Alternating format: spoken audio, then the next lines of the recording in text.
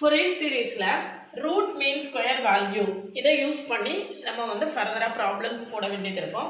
Root mean square வேல்யூக்கு formula என்ன அப்படின்னா square root of integral a to b f of x square dx by b minus a. இதை use பண்ணி நம்ம பார்செவல்ஸ் identity கண்டுபிடிச்சு அந்த பார்செவல்ஸ் ஐடென்டிட்டியை வச்சு நம்ம சீரீஸ் எப்படி டெவலப் பண்ணுறது அப்படின்னு லாங் வீடியோ கொடுத்துருக்கேன்.